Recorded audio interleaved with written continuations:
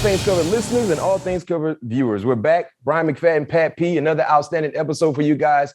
And for you followers of our show, of our podcast, of the YouTube page, one of the most requested interviews that we've had happened a few months ago.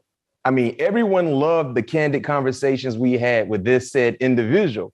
And because of that, I felt it was only right that we asked him to join us once again, but not just because everyone enjoyed the first conversation. This is an individual who has been known to be a dominating player throughout his time. And he has been, received award after award, but the ultimate award he just received some months ago. This is an individual who was a second-round pick out of DBU. 1990, second-round pick coming from DBU, Tallahassee, Florida, by the way of Duval County. Out of Florida State, spent 12 seasons, all with one organization, the Green Bay Packers, four-time first-team All-Pro, member of the 1990s All-Decade Team, Super Bowl champion, founder of Leap Vodka. Oh, get this, Leap Vodka, they got a new flavor, lemonade flavor. They say that thing is fire. A summer flavor. They say it's Pat P. You know I don't drink, but because we got him on the show for 2 times, I think I'll take a shot of it. Hey man, I know what I need me a bottle, man. I need to taste it. You can get you a bottle. I'll take me a shot, Pat P. Put some hell on my chest. They say that lemonade is fire. Make sure you go get it. He will give you all the information you need to be able to go support his brand. But the most important thing that we're going to highlight, soon to be enshrined in what I call football heaven. Yes, sir. Football heaven, the Pro Football Hall of Fame. And today, Pat P, while we're recording this, today is his birthday. Brother. It's his birthday. Right. He's my cancer brother. No question, no other than the great Leroy Butler. Leroy, man, thank you again for joining us. Happy birthday to you, coming from All Things Covered. How you doing? How you feeling? Well, first of all, I love you guys. That's why the first interview we talked about, if I was lucky enough to make it, I was going to come back. Uh-huh. But we got to address Patrick's hair, man. I know he looked 25 with his body. I feel like he's 19, but he really looking young now. Hey, Leroy, I don't know how a man can grow his hair that fast. I don't know how. Whatever kind of the grease he's using, he need to share the wealth. Right or wrong, Leroy. Hello. Yeah, he got to show us the plug or something, man. I mean, no question. But Pat P, boy, his hair grow mighty fast. Yeah, but I'm proud of you, Patrick, because you're entering in. Whenever you play over 8-10 years, the rest is gravy. Right. So I remember I reached out to my boy McFadden and said, what's going on with my boy, man? And next thing you know, he said he's back. And matter of fact, you're going to be with one of my coaches, Ed Donatel. Yeah. Ed coached me. I just talked to him, and he's just a nice guy, man. So I think you if this is your last year or whatever, you're going to have some fun. Yeah. So, but I'm glad to be on the show with you guys because this is one of my favorite podcasts that I subscribe to out of all the players. There's a lot of player podcasts out there, which we support them all, but All Things Covered, is pretty special to me because it's almost like talking to two brothers. We appreciate it. We appreciate it. We appreciate it. We enjoy you. Number one, we grew up watching you, so we're fans of you, but everything you've done on and off the football field has been ideal. And we're trying to recreate the same success you've been able to have throughout your lifetime. And let's go back to the last time we spoke. It was 1 week before the Hall of Fame. Yep. Charles Woodson broke the news to you on your doorstep, and then Brett Favre made the announcement in front of the public at the NFL Honors. What were your emotions in each of those moments?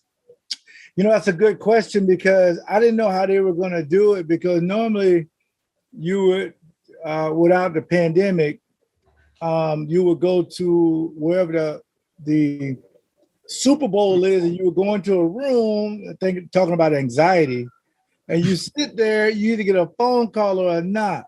So, but Jim Porter's the new president. He was thinking, how are we going to do this? Because this is something new because Jim Porter just took over for Mr. Baker, the big, tall guy that used to do the knocks.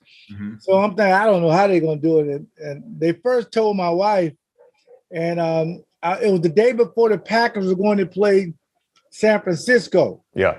So so she found out I was on a tour. Like we do tours with alumni through the stadium for fans. So when she found out, and then the Packers lost to San Francisco, she probably would think I should tell him now that he made it. It'll make him feel better. But no, she didn't tell me. So I'm thinking, okay, everything leaks. So I'm looking at social media. I just want to know listen, I've been a finalist 2 years. I get it. I'm not going to yell at no voters. I'm not going to be hating on whoever went in. God is good. I'll just wait my turn. Right. Nothing, guys, nothing. And then my daughter called me and said, Dad, I need you to come to grandma's house because I want you to go to sign an autograph for these students because I do a Butler versus bullying thing at schools. So I said, okay, I got to be there. So I threw my favorite shirt on. Is the Salute the Service Packer shirt. I threw it on and I go over there to my in-laws and I'm sitting there. I said, I had to do an interview with the Racine Journal-Times and the guy lives. I said, can you just come around here because I got to take my kid to school, blah, blah, blah, whatever. So I'm thinking, okay, fine, everything is going. I'm doing the interview with the young man. And my father-in-law, guys, when I tell you he don't let nobody answer the door, nobody answered the door. I hear a knock. He said, Roy, get that. He was in the back room. I said, wait a minute. This guy never. No, and he has a little ring thing that he can see you. He still won't let nobody go to the door. So I went there, and when I'm from the inner city, Bryant, you know this now. I looked at that peephole. Most people just open the door up. No, I looked at the peephole, and I saw Woodson. It still didn't register. Mm-hmm. No, it did not. Had I saw Brett Favre, you would have knew. You would have knew. I said, why is Wood here? How you know where my in-laws live? So I said, and it hit me. And I got emotional. I thought about my mom, being in the inner city. I mean, it was rough, guys. I mean, it was my life story. I don't know why God chose me to navigate these waters, but it was rough. But all that emotion come over here. Then I saw Woodson's jacket, the gold jacket, because he had it on. Mm-hmm. I said, this is getting real. Then I saw White from the NFL Network. I saw 60 people with cameras. And I'm outside on the porch with no shoes on. It was 11 degrees. So I'm like, man, you just don't know how you'll react. So fast forward, I know now I got to keep a secret from America because they want to release it at the honors. Uh-huh. So I know I'm excited because they taped that before. So I'm in LA. Now, Patrick, you may know this, but I didn't know LA was either you are famous or you work hard to be. Okay. Right. Everybody want to be famous out there. Oh my. So it was like paparazzi everywhere. I said, somebody's going to leak out that I'm here. Uh-huh. Nobody knew nothing. We flew in. I didn't see nobody at LAX. We go to our room. Nothing has come out. And then right before we was on the bus to go to the honors. And they hit me. They say, your boy going to introduce you. I said, oh, man, that's platinum. And then I took a video, Florida State. Now, you know how we do it. Yes, sir.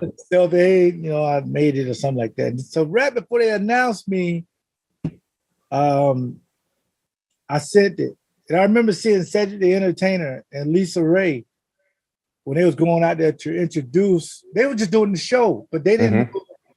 It was dark. They couldn't see us. They didn't want nobody to tweet out who made it. So only like half of people who follow me knew that I was about to come out. But if you're 80% of the Packer fans, you had no idea. Yeah. Then Brett goes and do his thing. Now, I think, allegedly, Baselli was supposed to go first, but it was something wrong with the prompter or something, but I was ready. Mm-hmm. I went first.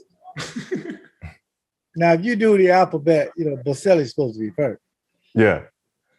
So, guys, I went out there and I got my light on because I'm trying to do a selfie thing. Mm-hmm. Adrian James come up to me on the stage. dude, turn your light off.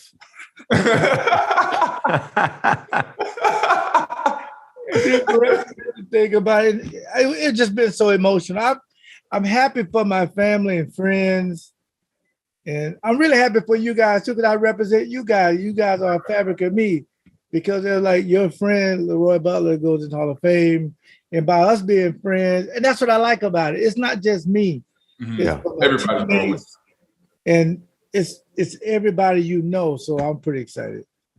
Yeah, that's dope, man. And speaking of the Hall of Fame, we know you've been working on it for years, knowing that you had to wait a couple years, but not giving away too much. What would be your theme of your Hall of Fame speech? The walk-up song. We know you like Gunna and Kodak and a few up-to-date rappers, but what your walk-up song gonna look like?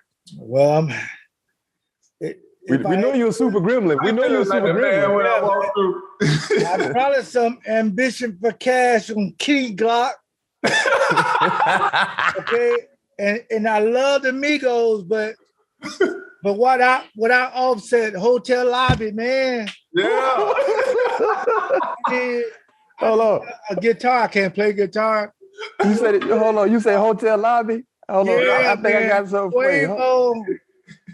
I love Quavo, man. I love it. You were talking about Quavo last time. Yeah, I love Quavo, man. Oh, hey, Leroy, that make you feel like you want to put some pads on, don't it? What? My wife and son here, otherwise I would be doing that. She looking at me, what are you doing? Oh, man. I'm glad you asked that question, because they just gave us the order. I'm first. You first. Yeah, you first up. So you got to come up with a bang. Yeah. And so we might get that Hotel Lobby when number one, I know you have a fresh edge, because when they did it at the NFL Honors, boy, I don't know who gave you that tape, that lineup, but boy, that lineup was sharper than a piece of cut glass. It's gonna be crispy. It's gonna be crispy. Oh, like man. as soon as he get through, I'm walking out crispy. I love it. Oh, I can't wait. But yeah, that Hotel Lobby, I'm rocking with that, Leroy. I'm rocking with that right there. That's going to hit real nice. But see, Leroy, when you go to Tallahassee, your swag, it's a little different swag. You know what I'm saying? Yeah. People really don't know about the swag when you play the DBs in the backfield, in Tallahassee, Florida State. It's a little different. Deion, man. No question. Deion pulled me to the side and said, "Young blood, come here. I know that jersey on the front means something, but it's something to the name on the back of the jersey too. Yeah. You represent your family. So your brand," I said, "What is a brand? What is that?" He said, "Everything about prime time and what you stand for is off the field and on the field." He said, "It's not really arrogance. It's just to let people know I understand why I'm here." Because Pat, you're a shutdown corner. Yep. You used to say in your head, "I dare you to throw it over." Right. No doubt about it.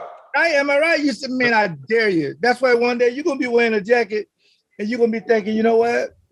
How's my brand when I was with the Cardinals? How's my brand with Minnesota and somewhere in between? That's how it keeps you sane to say, I waited 16 years, 3 years as a finalist to make it, but making it. But as Bryant said, you got to make an impact when you're first. And that does come from Florida State. No doubt. No doubt. DBU, Pat P. It's our time to shine. Let us have it. You see, I ain't saying nothing. The DBU, let us have it.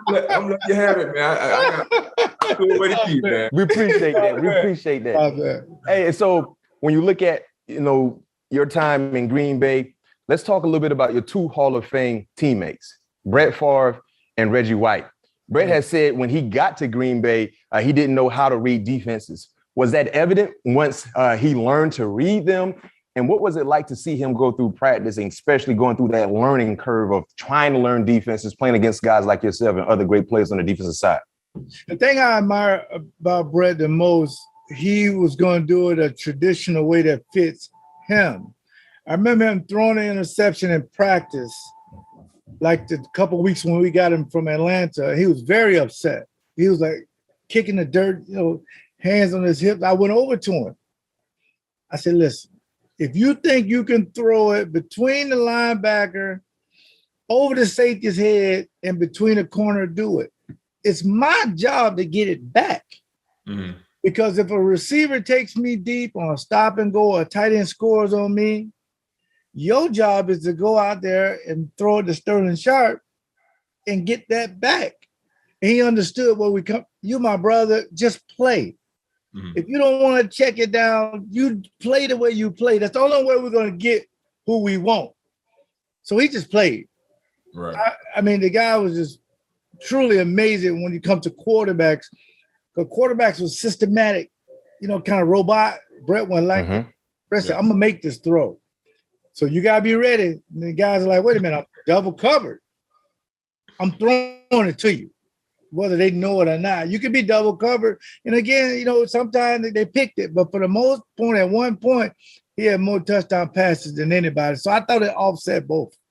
And you said something very, very impactful there when you talked about he just played. And I think when it comes to being in sports, when it comes to being successful in the professional world, the great ones have no fear. Mm-hmm. Right. They have no fear at all. If they mess up, okay, it's cool. Let's get right back out and do it right and do it better. Yep. And that's the difference for being good and great, in my opinion, when it comes to just life in general. Because whatever it is you're trying to put forth to do, if you do it and you have no fear in front of you, if anything, the fear is behind you and it's pushing you to go forward, no question you're going to be successful. And that's why, guys like yourself, you're going into the hall. Other great ones who've been able to get to that level, they're going in. Eventually, Pat P will do the same thing because you guys were fearless. And everyone doesn't have that mindset or that attribute. Only the great ones do. Yeah. Especially when you're playing corner. No question. Because they say, why you chose defensive back? I think about it, we're just as important as a quarterback. And the guy said, well, tie this in. And Patrick, you're going to know this. I said, think about a position when you look behind you, you see nobody. Right. The only ones, if you look behind, you see the goal post. Everybody else, you look behind, they got somebody. Right? That ain't a good feel. Island and this zero coverage. 21, he got it. The other guy's like, wait a minute, I need a little help. We rotate this way, put Patrick on the island. Or, if you could say, well, I like the combination coverages. Bryant was one of these guys. This guy hit you, man, but he can do multiple things. And coaches try to figure out what you're good at. Mm-hmm. And then after that, once you put that helmet on, my mom told me this. She said it's a team sport, but it's one guy in that helmet. Mm-hmm. Do your job, beat the guy across from you, and you did your job. Right. Because your teammates will help you along the way. And that's why, matter of fact, I said this last time, the most platinum thing I posted was All Things Covered that's a platinum brand. Because you think about it, once you ever got covered, you feel relieved. Like, this is a hard job. Yeah. This is a hard job. So being a defensive back, there's nobody to save you. No Everybody else can help. Right. But not us. And speaking of, I know you talked about Brett Favre throwing an interception in practice. We also heard, Antonio Freeman, Donald Driver both said the speed of his passes result in broken fingers. So how did that feel to you when you had the opportunity to pick off Brett? It was like playing a pitcher that threw number fastballs. Yeah. And the thing about it, the rotation and trajectory of each pass, if you can see it, you can catch it. Well, my problem was tracking it. Because you're thinking we're playing cover 2. Mm-hmm. And if it's a guy running deep, there's no way he's going to try to fit it. It's like a little dead area right between that, like a fade route. He's not going to try to throw that. Right. And he threw it, and I felt the ball come in my arms. And I'm running like I scored. I'm running like it's a pick 6. And next thing you know, I said, wait a minute. It went through. It went right through, and I think my guy Corey Bradford caught it for a touchdown in practice. I was so glad it wasn't no social media, because that would have been all over TikTok. You said TikTok. How did he get that through? I mean, it went right through. I mean, I'm a defensive back for a reason, right? but it went through my. I was ready to do the leap, cuz. It went through. I said, man, why would you try that? I would do it. The gunslinger. Yeah, hey, so Leroy, it's funny you mentioned leap. Let's go ahead and transition to the Minister of Defense, the late great Reggie White. How did Reggie White influence your career beyond tossing you the lateral that led to the very, very first ever Lambeau leap? For you guys that are joining the show, you didn't check out the first episode with Leroy Butler. He is the individual who created the Lambeau leap, and because of that, he has his own vodka, Leap Vodka. But tell us a little bit about that play, and what other way did the Minister of Defense, the late great Reggie White, influence your career? Guys, he really turned our mentality around to say when he first got first of all, I didn't believe that he was coming because he sued the league to be a free agent. We used to have this called Plan B. They would protect 6 or 7 guys and pay you a certain amount. The other guys, they just let you go or cut you. I want to determine my fate. I want to go wherever I want to go. So he was the guy. We had the smallest market. I heard he was in San Francisco, signed a 4-year, $17 million deal or something. At the time, that was the largest deal for a lineman. I heard he signed. A couple weeks later, I saw him in the training room. I said, what, Reggie? Brian, I'm nosy. I got to go over there and talk to Reggie White, man. I said, Reggie, what you doing in Green Bay? You lost? What's going on? He said, man, God told me to come to the Packers. I said, you sound like him too. I tell you, how about that guaranteed 7? They guaranteed every dollar. Did that help? Right. That helped too. That helped. They fully guaranteed his contract. Was that the first fully guaranteed contract? Yeah. I didn't know that. Fully every dime he was getting. Reggie White was getting it. Yeah. And plus, it was his team because he was with Philly. Yeah. When he first got there, guys, he said, man, I want to win a Super Bowl, but before we try, we got to be close. Mm-hmm. See, I want guys to go to Bible study. Ain't nobody show up. Me, Eugene Robinson. He said, where the guys? I said, Reggie, you got to do what Jesus did. You got to go to the people. Every Thursday, guys like to go out. That's our toughest practice. Like go to the bar, hang out, drink a beer, put their feet up because it's been a rough week. You got to come to the bar. Reggie said, I ain't going to no bar. I said, you don't have to drink. Just let the boys see you one of them. Because right now, it's like you're grandpa. There's grandpa. Don't curse. Oh, wait, don't say this. Turn the TV. Make sure it's up. So he came out. The guy saw him. He left early now. He got there at 6:30, left like 7:15, but they saw him at the bar. Yeah. The following week, we had 58 guys in Bible study. And we was on that track, 94, 95. We championship game playing against Dallas, and we was one team, one dream. If Reggie doesn't do that, I just don't know if we win. No question. Togetherness. Yeah, togetherness for sure. And to stay on the Reggie White topic, how unstoppable was his hump move? Like we always thanks for that question. Reggie never lift weights. What? Reggie was born with teeth. He was born with a beard. He never lift weights. Reggie never do no business. He ain't got no guns like you, McFadden. Come on, dog. But the strength that he displayed out there, you thought you would think he was in the weight room. Leverage. He said, come here, young blood. I said, I got leverage. I said, leverage? What are you talking about? Reggie was a cardio guy because he never wanted to get tired. 6'5", 300, ripped. He had natural biceps and triceps. He wasn't a weight guy, but leverage. He'll go upfield, and as Patrick said, and if a guy moving, trying to do that kick step, just push him over and come underneath him. And he'll look at the periphery of the quarterback, how deep the quarterback. If it's a 3-step drop, which he hated. The quarterback getting rid of it. He was either he had a spin move, he had that hump, and then he got them guessing on their heels, he just pushed them.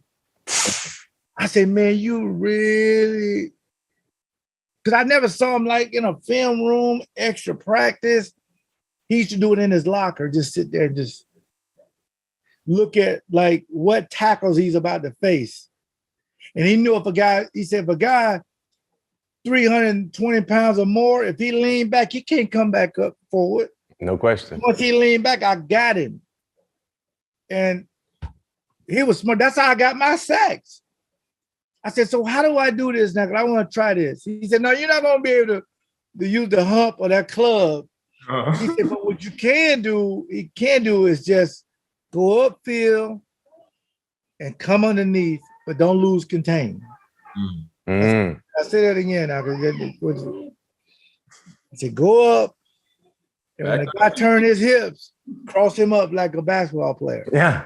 And don't lose the contain. And don't lose contain, because no one's going to be mad. 21.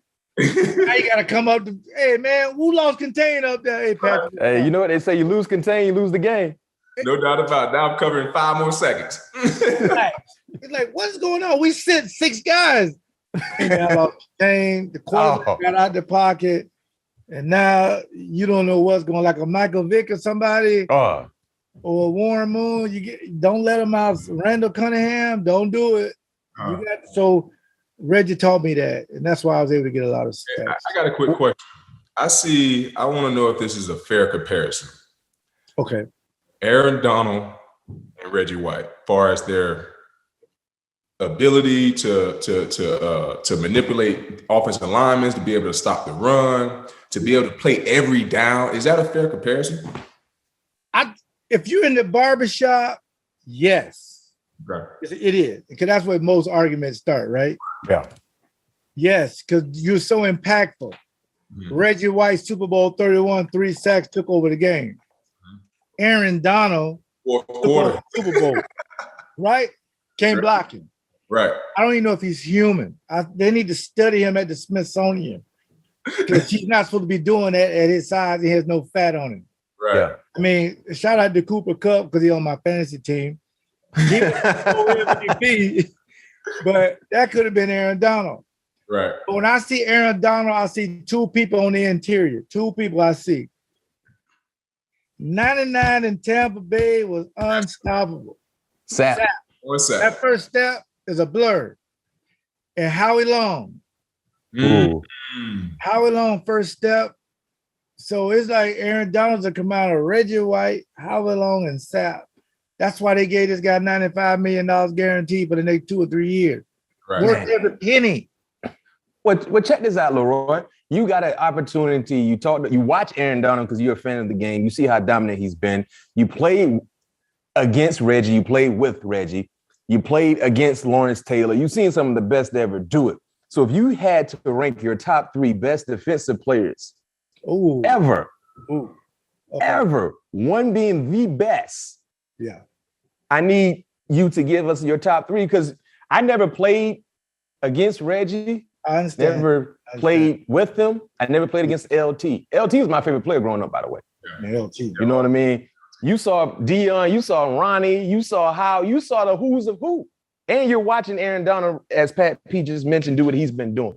But if you had to give your top 3 best defensive players ever, now, here's why I'm justified, because I've always asked offensive guys these questions. So this is legitimate. So to me, this could be biased or whatever. Big Dog, Reggie White was the most feared player because there's no sliding the line, there's no double team. And he would jump over, as Warwick Dunn, sack quarterback. So Reggie White's one. To me, still biased. Ronnie Lott, to me, just took over the game, man. Yeah. Ronnie Lott never dropped a pig. He never gave up a touchdown in my mind. But when you're telling somebody, you have the hash marks are different from college to the pro. Mm-hmm. Pro is in here. Colleges are here. Yeah. If you're telling one guy that you on an island, you're never going to get any help prime time. Yeah. most guys would never say you cover 50 by yourself. And that was prime time. Now, I'll say this. When I talk to quarterbacks, Lawrence Taylor, I mean, their heart is about to come out their chest.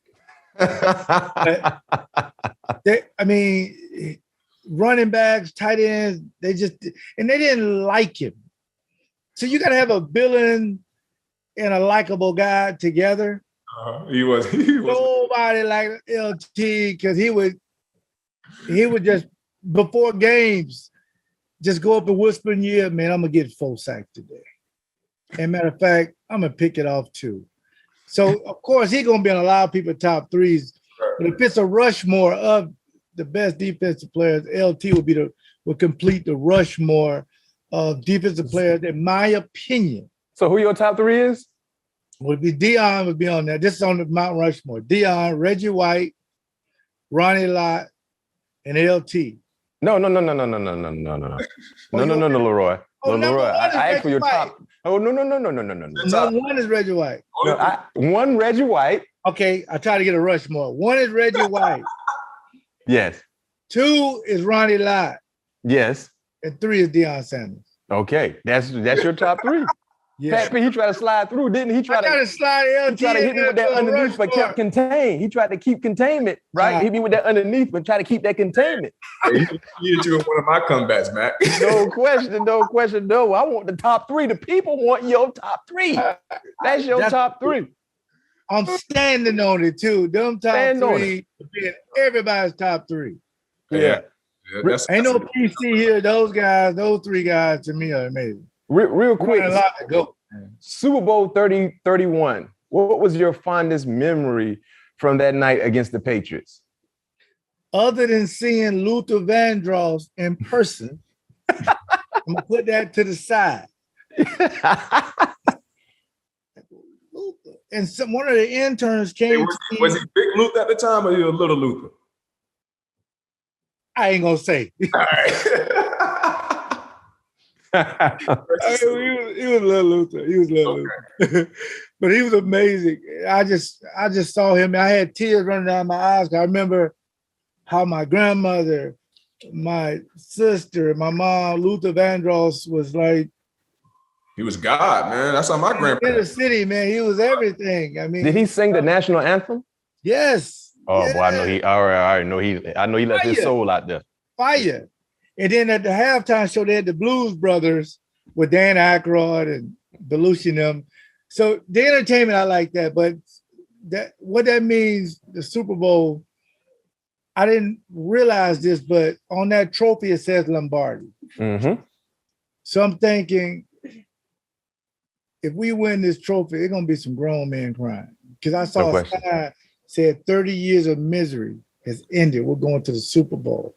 And if you're an African-American kid in the inner city, single parent, poverty, being bullied since I was 1st grade to 12th grade, wore hand-me-downs, crime, violence every single day, to win a Super Bowl to me was truly, it wasn't luck. I just think that God gave me the ability. If it's negative, I ain't giving you no energy because I got to get my mom out these projects. When I saw that Lombardi trophy, I said, this is what it feels like when you can really go from being a special needs kids, special education.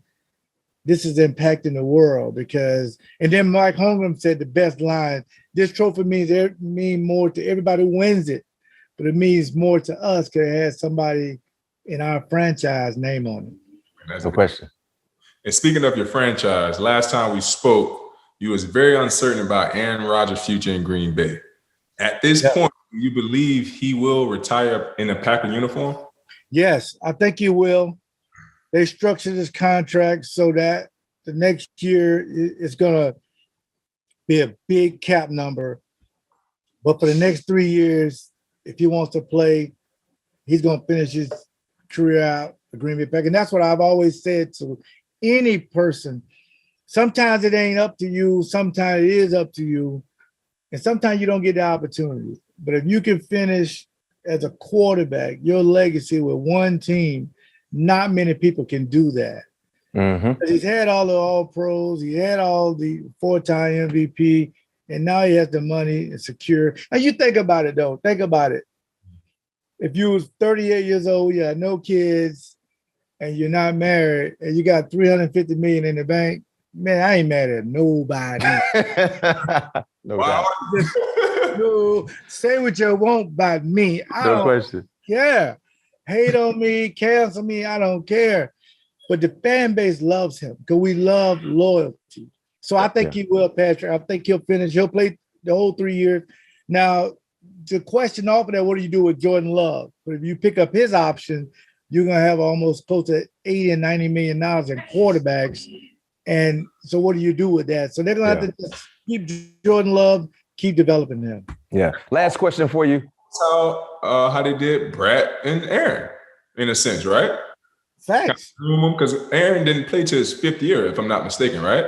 Yeah, I think it was his third going to his 4th year. 3rd or 4th year. But you're correct, because when Brett retired, they gave the keys to Aaron, and they wasn't going to take him back. Yeah. So they traded Brett to the Jets. Yeah. I mean, I think they're in a good place. You don't let Jordan Love go anywhere. I don't think Aaron Rodgers is going to play the entire contract. I think he might play. Clearly he's playing this year, maybe next year. Right. But that 3rd year, I think he probably will sit it down by then. But you still got Jordan Love. So, yes, Jordan Love, unfortunately, you got to sit and wait. Yeah. He's on the Aaron Rodgers watch list. Until he leaves, he won't play. Yeah. Last question for you, Leroy, before we let you go. Let's talk about the expectations of a rival of the Green Bay Packers, Pat P's Minnesota Vikings. What are your expectations for the Vikings this year? And do you think they actually can be extremely competitive against the aforementioned Green Bay Packers in the division? Well, yeah. Well, I'm sure Patrick can't say this, but the North is terrible. It's a 2-team race, okay? Yeah. Because, Detroit and Chicago, so when you think about Minnesota, the reason why Kirk Cousins, man, that guy, he's probably made more money than anybody in the last 3 or 4 years because they didn't have a quarterback. A lot of guaranteed money there. Mm-hmm. Kirk Cousins, I don't know if this is breaking news or not, but I'll talk about it. But he was on my fantasy team too because I love Jefferson. Yeah. They had the weapons. They've had the weapons, but they felt like Zimmer has took us as far as he can go. O'Donnell is basically going to say, listen, we're going to press reset. We can beat the Packers. We split with them last year. Yeah. So, and then a few years ago, we did win the division. So the pieces are there. But defensively, you got to slow down Aaron Rodgers in that group, even without Devontae Adams. Yeah. You got to put them in a position to where make it a high-scoring game. But Justin Jefferson is a problem. If Thielen is healthy, he's a problem. They got one of my favorite safeties, Harrison. So they have all the pieces. But when you have a new coach, you'll get that new coach bump. But at the end of the day, I'm sure the fan base is saying if we get past Green Bay, we have a chance to go in the playoffs. So I expect the Vikings to be in the playoffs. But you got to have the right kind of veterans around the young guys, so they can understand winning. That's why Patrick is very important. One team, one dream is what you said, right? One team, one dream. I'm gonna use that this year, Leroy. One team, one dream. Pat, please up. You got to get the guys together. Togetherness that's the only way you're gonna get to that sticky Lombardi, like togetherness. Hey, Leroy, you play fantasy football. I heard you mention that. You pretty good? Oh yeah. I won I ain't gonna brag, but I won 3 out of the last 7 years. Okay. Well, shoot, I might shoot you a text. We might have an opening in one of the leagues I'm in. You wait a minute, y'all paid or free? No, we ain't free. Oh, how much y'all? Hey man, DM me what y'all may be too much for me. Yeah, I think the one we paid $200. That's the cap. That's the cap. Okay. Some of these leagues so what we do, we have a fee, an entry fee, and we do transaction fees because a lot of guys just be dropping and adding players for no reason. Y'all doing too much, huh? Y'all doing too much. Y'all trying to make it like a real franchise. Yes. Yeah, because they can't just drop and add players weekly in the league. You know that. So we got to make it as real as possible. I just got a text from Eric, your producer. He said, Leroy, don't do it. Listen, we might have to add you in there. I'm gonna let you know we got to open it. Hey, but on that note, the great Leroy Butler, Leap Vodka. What can we get to Leap Vodka? Happy birthday again, baby. Happy birthday. What can we get to Leap Vodka? Matter of fact, I'm gonna send him my address. I need him to send it to me personally. Oh, I can ship it anywhere. Matter of fact. Yeah. Right now we're only in Wisconsin for I think until the fall, and then we're going to be everywhere. Okay. And if you're a distributor out there, reach out to me. At Leap 36, and we want to put it everywhere. Like you mentioned, we got the Leaping Lemonade. Me and another Hall of Famer, Robin Yount, with the Brewers, we came together and we got the cocktail can of the summer. So you just go to at Leap 36, follow me, leapspirits.com for all the information. They gonna put some hair on my chest? Oh, it may take some off. It's burning, baby.